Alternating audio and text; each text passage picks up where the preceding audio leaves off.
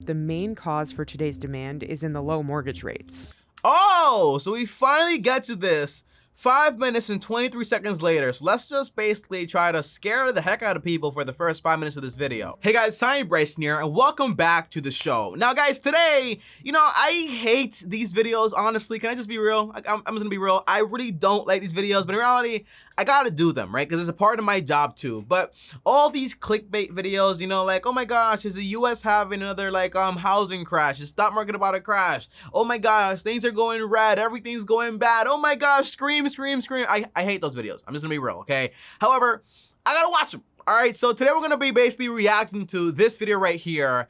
It's by CNBC, based on hey, is the US about to have another housing bubble? Should you be buying real estate right now, or should you not be buying real estate right now? All these things, all these news reporters with all their makeup and all this nonsense, I find it fairly funny, but I really don't care, honestly. But I just want to find out what they think and also respond to it, give you guys my opinion. That way, you're not just left alone with all the bad info, and at least I can come in and step in and tell you, hey, this is what I think, this is actually good, or this is just as basically trash or whatever, okay? If you guys are new here, subscribe to the channel and hit the bell to get notified, and on top of that, also destroy the like button. It helps out with this channel, so thank you guys so much, okay? This is how we keep this channel alive, okay, guys? So make sure to like this video. I appreciate it a ton, though. Without further ado, let's find out if the US is having another crash. Some big numbers coming out of the housing market. Some big numbers coming out of the housing market Today, and they're not looking pretty. If you're They're not looking pretty, and I am not trying to make a headline. looking to buy or rent, it's all getting even more expensive. Home prices in the U.S. Well, guess what happens when you flood the whole economy with a whole bunch of paper cash, huh? What do you think happens, huh? Inflation. have climbed at a record pace during And you also lower interest rates where you have more demand and more demand. We have auctions now for homes. Like, it's kind of crazy. You have auctions literally for homes. the pandemic. Average sale price for existing homes. Look at this, okay. Pre-pandemic, okay, but June was still pandemic though, right? The pandemic started in March. Yeah, we were at $290. Now you're saying that the average sale price is going for $360,000. Look, I don't care what the price of a home actually is. I care, can I afford it based on the math and based on what I'm actually trying to accomplish. If it's like $300,000 and I can't afford it, I'm not buying it. If it's $200,000 and I can't afford it, I'm just not buying it. The median home price reached over $363,000 in June That is crazy, bro. 2021, a 23.4% increase from 2020. Yo, shout out to the people that got real estate, man. If you got real estate, real estate is a pretty interesting game. People usually are not that excited to actually sell because they're like, well, I don't know if this is actually gonna maybe keep going forever. But if I buy a property for $200,000 and now I'm selling for $300,000, I'm selling, right? I'm just gonna sell. The 33% profit, I can use that money for something else, Many of these houses are being sold above potential. their asking price, often entirely in cash, with bidding wars becoming the new norm to weed out the competition. It's kind of stupid and crazy, right? And by the way, it's not like what you think, like a bunch of investors. Investors don't buy things that make no sense. Investors buy things based on cash flow, based on numbers, and based on actual appraisals, okay? The people that are actually buying these properties, and usually it's not for cash, let's be honest here. People are getting loans from the banks because the interest rates are basically so low. So let's be real there. So they basically buy these properties and they basically offer a little bit more, and they might put extra money towards the amount they're actually going over. So if a home is worth $300,000 and the person's like, I'll give you $330,000, you got to find that $30,000 yourself, Guys, 10% on an iPhone is just $100. 10% on a property is like $20,000. Okay, it's a lot of money. It's not a joke. At the beginning of the pandemic, the Fed cut interest rates to Daryl Fairweather, chief economist over at Redfin. 0, and that dropped mortgage rates to historical That's a nice bookshelf. lows. And as soon as people figured out how to buy a home in a safe manner with social distancing, people came right back to the housing market.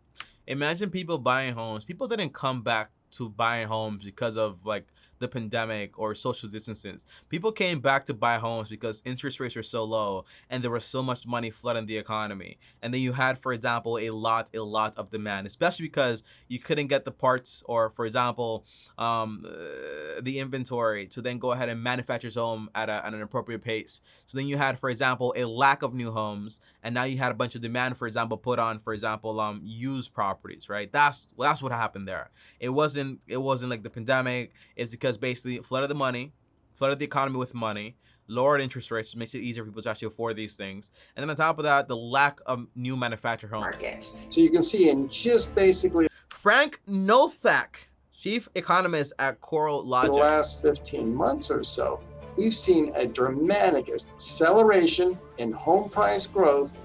This guy looks cool. This guy looks like that guy from YouTube that does like the food reviews, if you guys know who he is. But he's awesome. He's To awesome. levels we haven't seen in decades. How hot is it? It's turning cold. Existing home sales falling in March, but at least in part because there just aren't enough homes to buy. While the That's crazy, huh? That's crazy. Look, man, if you can't afford something, that's one thing, right? There was this, I read this book once and it was like, one thing I don't involve myself in is bidding wars, because just that environment is just kind of like a frenzy and it makes you want to buy, and people go crazy over things.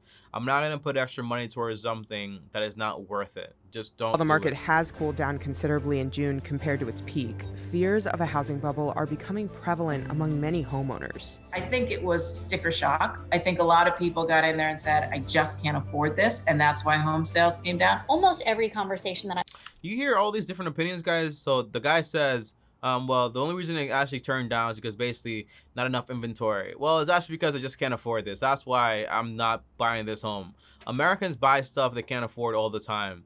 If if that's the case, maybe you slow down because, hey, I just can't qualify for this. That's the big difference. I've had over the past Who's this? Dana Bull, real estate advisor at Southby's International decade is, Realty. well, one, there's this fear that we might find ourselves in another crash, and buyers don't want to be the ones holding the bag. Yeah, you know, it's stupid. This is when you buy real estate, your main property, as if it was, for example, an investment. It kind of is an investment, but it's not really an investment. It's just a way to buy something to then lower your housing costs over the long term. So that way, when it's time for you to retire, you don't got to pay the shelter costs or the mortgage anymore. That's really what buying a home is. But a home has a lot of phantom costs attached to it. So although you might have some appreciation as a part of it, usually all the phantom costs like maintenance, repairs, basically eradicate everything else plus inflation. So I'm not buying a home based on, hey, it's an investment. No, I'm buying a home based I can afford it. Like, okay, my math and my rule is I will buy the home on a 15-year mortgage to pay it off faster, obviously, and I'll buy a home that's no more than a third of my monthly income. That's my rule. So for me personally, and I make a good amount of money, that might be like around $200,000 to $250,000. Now, me personally, I saved up a lot of money to actually be able to buy that home in cash by next year potentially. My wedding might kind of like set me off a little bit here and there, but it should almost be like right on the dot. So that's what I'm looking forward to. But I'm not gonna buy a home that's over my budget just because basically that's what the market is doing right now. If I can't afford something, I'm waiting. People forget about delayed gratification. Like, what's going on? In the middle of that transition of a shifting market. If a housing bubble were to happen, it would mean that a very large portion of Americans' wealth are tied up in risky assets, and they could lose a lot of their wealth as soon as those home prices drop. So Such a stupid idea. is America currently in another housing bubble? And by the way, the housing bubble that happened was because people that couldn't afford home were buying a bunch of homes without even clarifying their income. And then the bank was basically, very smart stuff, packaging those little loans here and there and selling it off and stuff like that. And so the insurance company could basically support it. Everything's fine. Everything's fine. But then when things weren't fine, we had a big crash. You know, what's going on right now is a lack of inventory, increase in price. There's no crazy bubble. What might happen though, for example, might just be that, hey, once we do have more inventory being flooded the market by manufactured homes, the demand might actually slow down. And then you might have people just buying homes based on appraisal. And all the people that bought a home based on, hey, I want to pay over the price, you know, just because you choose to pay more for something that is worth doesn't mean the value appreciates, you know. Because I chose to buy this iPhone for an extra $1,000, the day before doesn't mean the iPhone now is worth $2,000. Does that make sense, guys? Stuff like this really gets me mad. And what are the signs that can help investors predict an oncoming These are nice homes, by the way. crash? A housing bubble occurs when strong demand and wild speculation drive up the price of residential real estate. Strong demand and wild speculation drive up the price of To the personal point real of estate. collapse. It's hard to like look at any one data indicator to know whether we're in a housing bubble or not. The signs that I would look for are actually more intangible, kind of a mindset that people start to adopt. Interesting. The what's this theory? The castle in the sky method. If people go into buying a home thinking that they're going to get this instant return, And you see a lot of Yeah, that's a problem, right? That would be kind of like when people are trying to buy real estate as if it was, for example, just an instant investment and get some crazy return. That's a problem. That's a problem. But then again, real estate has a brand new structure. Before it was I can walk into the bank, ask for the property, ask for a mortgage, they're granted to me just like that.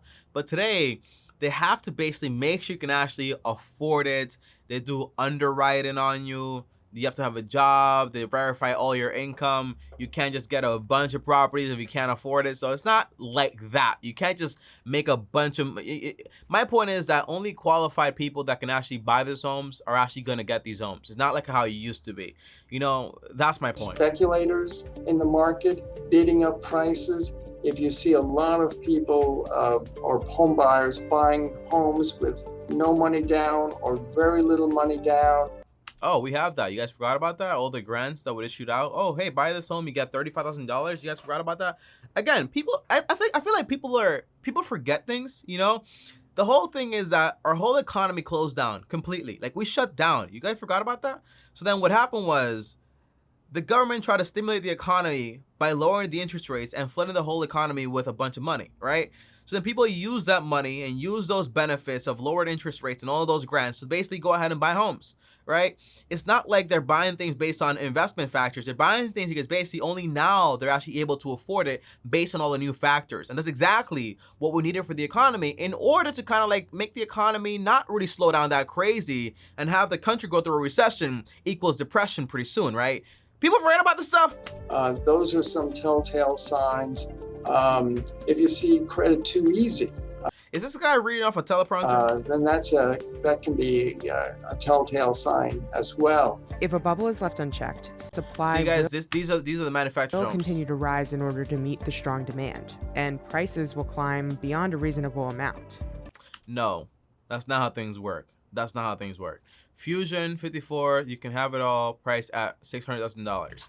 That's not what happens. That's not how economics works. So when you have, for example, a lack of supply and a lot of demand, right? You have an increase in price. When supply goes ahead and basically increase in order to meet the demand, eventually the prices are actually going to basically leveled out, right? Because you have more inventory in the whole system. People are able to basically buy homes left and right, yes, but there's enough inventory for everyone, maybe even a surplus. Now, the big problem might come into play where if you have a lot of investors, for example, building all these homes, but it's really not that crazy. You know what I mean? So I don't think there's a bubble. I don't think that's what's happening. I just think that when you have restricted inventory and you also have given people a bunch of money and everybody's qualifying for everything, that is what's going to happen. If you're stupid, you'll get into this stuff and you'll get into like this whole road rage thing, but it's not my game. No one is going to finesse me into buying something. Guys, look at this, guys. This is crazy. And by the way, not surprising, this is California, by the way, but look at this. 3 bedrooms, 3 bathrooms for $600,000. The average person makes $1 million to $2 million in a lifetime. This is stupid. Don't do it. When demand suddenly and unexpectedly decreases, it leads to a sharp decline in housing prices, That's gonna be awesome, isn't it? bursting the bubble. housing bubbles eventually pop because people start to realize that what's going on isn't sustainable. I don't think it's gonna happen all of a sudden though, right? I think it's gonna level out because real estate is not something. And by the way, you can't just build 1 million houses just like this, right? In one day, it's gonna take time to build these houses. Eventually, interest rates will go back up, and then it's gonna become a little bit more expensive to actually buy the properties. It's just a lot of factors to actually determine. It's not this simple. I hate simplicity. Einstein used to say things should be as simple as it can be, but no more simpler. People try to make things very simple, but it makes no sense. As soon as people, see their neighbor selling their home, and maybe their neighbor accepts a little bit less than what homes were worth when they. But that's not what people are doing right now. People are offering beyond what a house is worth. Then they may start to get nervous and sell as well, and then it becomes like a cascade. And I also love how people just have like these short-term mentalities, like stop. Remember, right, that we're talking about if you're in your 20s, in your 40s or 60s, we're talking about like 20 years later. Like, will this actually matter? Will it really matter that much? Okay, bubbles tend to burst. Probably not. Pretty quickly. So that's why, one day you might have your home go down in value like 20% because the bubble burst. That's why you can't be stupid and buy things for what they're not worth. If you get an appraisal back for $250,000, right? And by the way, an appraisal is an opinion. Let's be honest there. It's like a person that comes in, appraises the house. That's their opinion. Let's be honest. So, but you want to offer an extra $50,000 just because basically you like the house and somebody else is about to get it. It's stupid. Don't do it. But sometimes the market requires a more drastic incident to crash on a national level. Catastrophic economic event. That's it. You need a catastrophic economic event. Deanna Olick, real estate correspondent. This lady might be on something. To make a housing bubble pop. You can definitely have a pullback in the heat in the housing market. Okay. But to really have that market crash, there needs to be that event. And that could happen. We could have a catastrophic market, whatever. But again, the Fed has been doing an amazing job. The Fed has been doing an amazing job handling this whole thing. There have been numerous housing bubbles throughout history, going back as early as 1837. Compared to other equity busts that occur on average every 13 years, it's far less frequent. However, the International Monetary Fund discovered housing prices bursts were less frequent, but lasted nearly twice as long and were associated with output losses that were twice as large, reflecting greater effects on consumption and banking systems, which are typically heavily exposed to real estate. Yeah, they are heavily exposed to real estate. But again, a bank is not, by the way, I love these big words because they just are there for no reason. But what they're saying is basically that if the bubble were to burst, the banks are going to basically be affected. And if the banks are affected, then we're going to have like this whole collateral damage thing. But again, banks are not going to basically give you money for something that is not worth. People are doing fancy little tricks where they get in external loans to actually be able to afford the house beyond the appraisal price. That's what people are doing. That's going to affect people like crazy. And then when they can't pay, then that's going to be a whole problem. Discovered that housing crashes usually last nearly twice as long with output losses that are nearly twice as large. What is twice as long? Is twice as long a year, 2 years? What are you saying? Leaving a much more detrimental impact. I hate all this like scary stuff, like they're trying to scare you. Oh my gosh, so scary. On the economy. The 2008 financial crisis is a prime example of how a real estate bubble could potentially contribute to an economic meltdown. No, that's not a prime example because the banks were involved in a lot of dirty stuff and that's what basically happened, okay? What is going on with these videos, bro? Like, these videos are kind of like stupid. I'm sorry, guys. Today I'm just kind of like flamed up. I'm riled up because I just don't comprehend this stuff. A lot of people got a firsthand experience in what it's like to see your home go down in value. Some people end up losing their homes if they weren't able to continue making their mortgage payments, and then they couldn't sell at a higher. Did you forget that people weren't able to pay their homes because they were buying homes that they literally could not afford? And the banks were literally like legit approving those mortgages.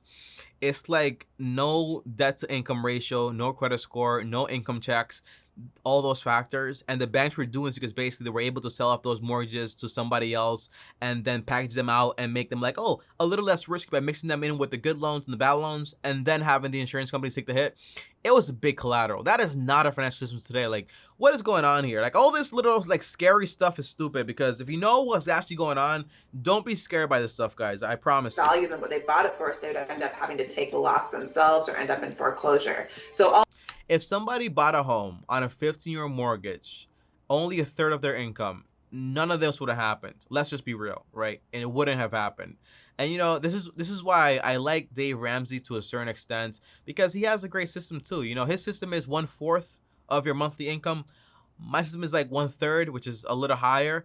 but it works. It works. It works. It works. You don't base what you can do with your financials based on like what's going on the outer side. You base it on internal. Like, what can my family and I afford? All of that Don't can be be stupid. very damaging to people, and I think it's very understandable that people are concerned about that happening again. Demand off the charts, prices rising at the fastest Demand off the charts, prices rising. pace in 15 years. But is the market too hot? Is it overheating? A bubble, as they say. So is the recent real Is there anything going on in this video that makes sense? Guys, you know, this video is about to be 20 minutes long. estate I'm rush gonna a skip. sign of a housing bubble? According to most experts, the market is shaping up to look more like a boom rather than a bubble. Oh, a boom. I don't expect that we're going to see a house price crash. I don't think we're in a bubble. We say bubble because we can't believe how much prices have gone up, but really But again, right, when you flood the economy with a bunch of money, things, you know, this might become the new norm. You know, this is the real conversation. a bubble tends to be something that's inflated that could burst at any minute and change. And that's not really the case here. While speculation I like this lady. certainly is a factor, the main cause for today's demand is in the low mortgage rates. Oh, so we finally get to this 5 minutes and 23 seconds later. So let's just basically try to scare the heck out of people for the first 5 minutes of this video. At the start of the pandemic in March 2020, the 30-year fixed-rate mortgage sat at 3.45%. In July 2021, 2%, guys. That's a 1.45%. And you might say, well, Tommy, that's no big deal. It's a massive deal. We're talking about buying something for like $300,000 over 30 years. It can save you thousands of dollars, like tens of thousands of dollars. That's how crazy this actually is. that number had dropped to 2.87%. We've got 30-year fixed rate mortgage rates for much of the last several months below 3%. Basically inflation. That's a phenomenal rate. It's rock bottom. It's a record low. I don't see them going any lower, but that is one of the reasons why that has led And all the grants. Don't forget about the to this grants. pickup in And all the money that's in the system. Don't forget about that either. demand to buy homes and has added the fuel necessary to push home prices up. So here's the question. What happens when the manufactured homes basically meet supply with demand? Like, what happens then? What happens when supply meets the demand? Supply is also an issue. According here to we the go. National Association of Realtors, the U.S. has underbuilt its housing needs by at least 5.5 million units over the past 20 years. Okay. That's a stark comparison to the previous housing bubble in 2008, when overbuilding was the issue. In Overbuilding. my town, which is Marblehead, Massachusetts, And by the way, let's be honest, guys. If the real estate market does crash, you know who's buying. We are. Long-term team for the win. as of this morning, we had 17 single-family homes on the market. 17. So, and that's not even considered bad. Some of the surrounding towns, the town next. You know a town that does great? Omaha. Omaha is always like red hot. That place, like, I was looking for homes over there at one point. You can barely find a home Door, there. they had 5 single-family homes. So we've got really the demand and supply forces coming together. We've got a boost in demand that's fueled by record low mortgage rates, and we've got a shrinkage of supply. Yes. I'm loving this video now. Guys, just skip all the way to 5 minutes. As many of the older homeowners decided to Would you want to live like this, guys? By the way, these are like little apartments and stuff like that. Like, what do you want to live this way? I don't know, man. I don't know. Like, I want to have like a place where I live, like my neighbors are a little bit further away. You know what I mean? postpone listing their home for sale and wait until a later date when the pandemic was in the history books. So between more demand, less supply, prices are up. Yeah. And they're up at the fastest pace. And by the way, let's be honest, right?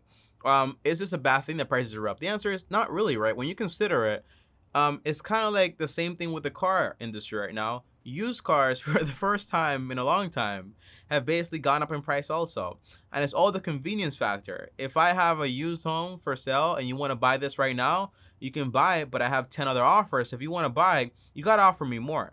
is just a part of demand and supply. While if you want to wait until the supply meets the demand, just wait a year or 2 years until we actually have enough inventory in the market. So it's up to you on what you want to do. But then the risk is that 1-2 years from now, interest rates might not be that low. So everyone is kind of like, my foot has to be on the pedal. I have to be willing to pay more money even though I can't afford it. It's a very tricky way, right? That's why I say, man, the Fed has done a great job making sure we don't go into recession by doing this very tricky, slimy stuff. Since the 1970s. There also haven't been any signs of a lending bubble, which is often associated with housing busts.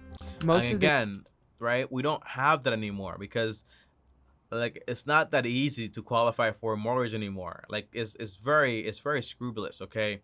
They take, not to say like every bank is the same, but they take very good notice. New mortgages today are fixed rate compared to the riskier adjustable rate mortgage. Those were crazy. Those were crazy, bro. By the way, adjusted mortgage is basically you can get it for 2% today, but by tomorrow you can have it at 3% or 4%. In the past. Subprime loans are those loans made to borrowers or to applicants who have very, very low credit scores. It's ridiculous. Never got one of those. Those are gone from the marketplace. What's also gone are the liar loans. Just about all of the mortgages today are fully documented. Documenting income, documenting employment.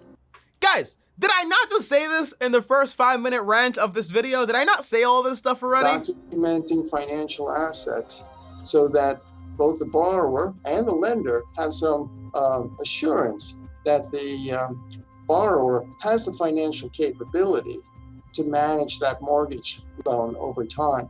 Yes, exactly. Furthermore, but the big problem is also that people are getting external loans at the same time to be able to qualify for these things because they might want to pay extra over. Rapidly rising home prices saw a correction in June 2021 after sales of newly built homes dropped to the lowest level since the early days of the pandemic in April 2020. I think the early days. It's been a year. It was sticker shock. I think a lot of people got in there and said, I just can't afford this. And that's why home sales came down. We did see some more supply come onto the market, and that's helpful. And yes, it is. That's helpful. A lot of sellers saying, well, if this is the height of the market, I want to get in now. But again, it's a seller's market right now. Let's be honest. It's not a buyer's market. market. They're not going to get that top dollar if people can't afford it. So I think we're at kind of a turning point, as in. It's just, look, man, in a capitalist society, you can't try to rip anybody off because the only way people can afford a house in America is through a loan. And if they can't qualify for it, it doesn't matter how nice your house is, you're not going to buy it. So the supply has to meet the demand. You know, the product has to have the customer. It's just how things work. The housing market is cooling down on sales, but prices may stay elevated if we don't get enough supply in there to meet the... Guys, just watch the first 5 minutes of my video. She's literally saying everything I said in the beginning, and now everybody else is saying everything I said in the beginning, okay? Apparently, all of a sudden, what I was saying is making sense now, because the first 5 minutes of this whole thing was just a whole bunch of, like, nonsense and a whole bunch of scary stuff trying to scare the heck out of us. And now, like, you know, hey, when supply increases, we might see, like, this slowdown, and things might just, it's like, I'm gonna call what's going on right now a convenience tax. You know, if you want to buy it now before the inventory is actually flooding the market, then buy it right now and you get a convenience tax. That's what's actually going on. It's like when I first came to Puerto Rico, guys, they were like, oh, if you want this apartment right here, you got to pay $1,200 because everyone wants this. So, you know, I was like, okay, I'll pay. Then I broke my lease and got an apartment for $700 later, right? It's the same thing, guys, okay? If you want to pay the convenience factor, the convenience tax, that's fine. But if you want to wait, then just wait, right? Real estate is not something you want to go into forcefully, impatiently, and at the wrong time. You can't time the market ever, right? But you got to afford something based on your factors, not what the market is actually doing. Guys, great video. NBC, man.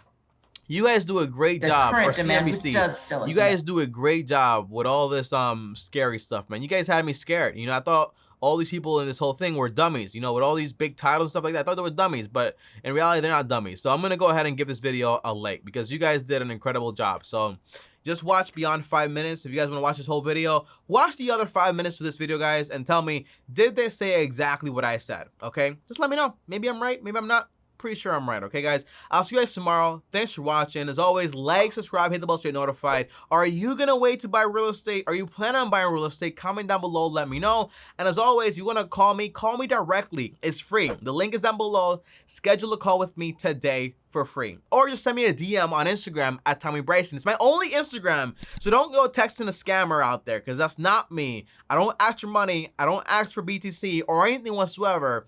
It's just you and me having a conversation for no money whatsoever. On top of that, also, here's more content here. Click my face right here. See you guys tomorrow. And as always, long-term team for the win.